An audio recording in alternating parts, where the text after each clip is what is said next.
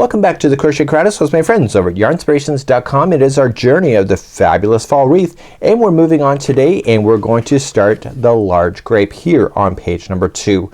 We're gonna work through these instructions. You'll need a little bit of stuffing today, but without further ado, you'll need a 4mm size G crochet hook today, and I'm continuing to use Caron 1 pound. Let's begin our journey next. So let's begin. We're gonna start off with the magic ring. If you don't want to do a magic ring, just chain 2 and just then do your magic in that way. So if for a magic circle, you're just gonna lay it into the palm of your hand like this, and then you're gonna take the strand that leads to the ball and you're gonna rotate your fingers and go over like this. Remember, there are other tutorials available on our YouTube channel that are slower and just have magic rings just like this. So let's do that again. So we're just gonna lay the yarn, look at that there's no knot, rotate it around 2 fingers and turn the hand over and cross over like this, and then use your that finger, whatever it is, ring finger, to be able to hold it in, and then it's pinched down. So you're going to want to slide the hook underneath the first strand and just pick up the second and pull through. Okay, so just slide up underneath and pull through, and then just release it off of your hand. So when you go to crochet, you need to crochet over top of this strand right here, and also the other strand that is leading to the end of this it. So in order to lock this in, I want you just to place it and just pull through, and now that will be there. So let's begin officially round number 1. So let's begin round number 1. You're going to need either a stitch marker or just a spare piece of yarn in order for you to be able to count your rounds. We're gonna go in a continuous round so that there is no slip stitching involved in your grape. So what we're going to do is that you're just gonna immediately into the ring itself, going in, you're gonna single crochet 5 times. So let's count those out together. So we have 1, 2, 3, 4, and 5. And before we continue on, we're gonna pull the strand that has the tail, and I'm just gonna pull this string a little bit out here. We're gonna pull that tight, and that's gonna close in this ring. Okay, so we're just gonna pull it tight. Now here's the thing, this will fall out. So I want you to turn it over to the back side and then grab just a tapestry needle and take that tail and put it onto the tapestry needle so that you can lock it into position. With magic rings, they will fall out unless you're secure it with the tapestry needle. So on the back here, you're just gonna go back and forth a total of 3 times. So once.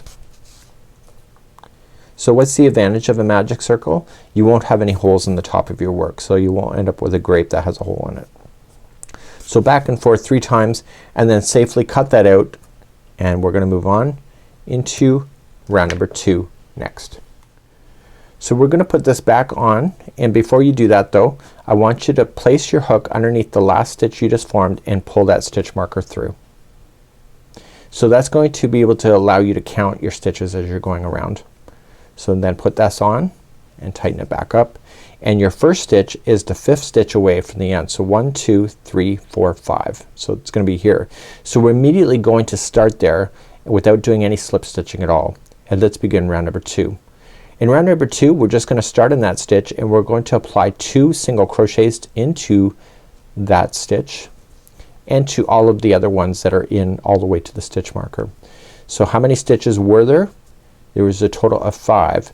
So you're going to put 2 into each one of those stitches. So at the end of this, you will end up with 10 stitches as a total. I don't worry about counting stuff like that, but just for technical reasons, you know that. So in the very last one where the stitch marker is, that's the last one in the round, you are still going to apply 2 single crochets, but I want you to move up the stitch marker to the last one just done, and so that'll help you to keep an eye on where to go next. So let's pull that tight and move on to round number 3. In round number 3, we are going to then expand this out a little bit more, just like it would be if it was the top of a hat. So in the very next stitch that's available to you, you are going to apply 2 single crochet. So 1 and 2, and then in the next one is just 1 by itself. That's gonna be the repeat through the whole round up until you get to that stitch marker. So the next one will have 2 single crochet, and then the next one will just have 1. Please do that all the way around. This is round number 3.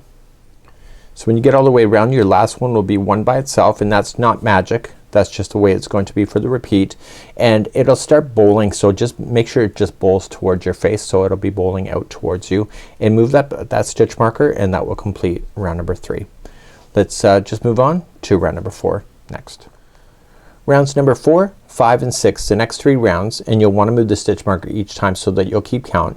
It's just one single crochet in each of the stitches going all the way around. So as you pass that stitch marker, just move it on up and count that as a round. So please now do rounds number 4, 5 and 6, and I'll see you back here in just a moment. Okay, rounds number 4, 5 and 6 are done. So now we're going to move on to number 7. We're now going to start reducing down. So starting in the next 2, we're going to put those 2 together. So just going into the next stitch, pull through, and then go into the next stitch after that and pull through, and then you'll have 3 loops on your hook, pull through all 3, that's a 2 together. And then the next one is going to be one by itself. So we're doing a reduction, so the next 2 are together, so in, and then go grab the next one and in and pull through, and then the next one is one by itself. Please do this all the way around. This is round number 7. So what we should do now is number 7 is done. So there's a slight hole. You want to grab some stuffing at this point, and don't overstuff it so that it looks like it's bleeding. Just stuff it enough so that it will keep its shape. And I just guessed on how much I needed, so just keep jamming your finger in that little hole to get all that stuffing in there.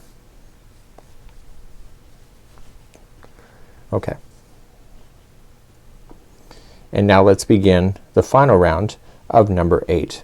So number 8, we are going to put everything together, and let's begin that. So just starting in the next one, pull through, and the next one pull through. So it's a 2 together all the way around, and then you'll be ending up with a little hole at the end, and we're gonna use our tapestry needle to close it in as we go.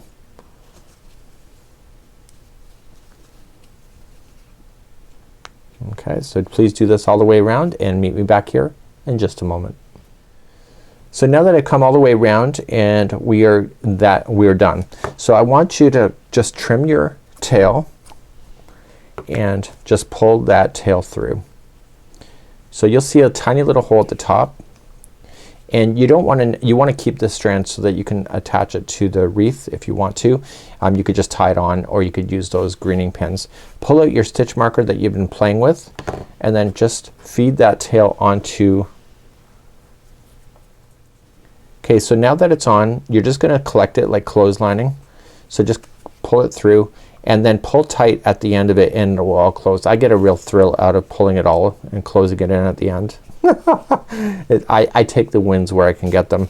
And so now that I've gone all the way around, just pull tight and that will close it in. And what you may want to do is just leave on this tail so that you can tie it to the wreath if you wanted to, or you can use those greening pins that they're suggesting, or you can do it dangerously and just get the glue gun and just make sure you have lots of water and a lot of blowing power just in case you burn yourself. Hopefully you don't though. So what I would do is leave that tail, and this is the large grape, and you only have to make 3 of these, and then you can just push it and shape it and do anything that you want to it, and then you can be part of it. So you have all the other components with all your other stuff that we have, and you can see really quite fun. So that's it for today. It's the large grape wreath, and this is another free tutorial. This is the Fall Fabulous Wreath, and I'm your host Mikey of the Crochet Crowd, as well as my friends over at yarnspirations.com. Here come the hands. You better duck now. We'll see you again soon. Bye bye.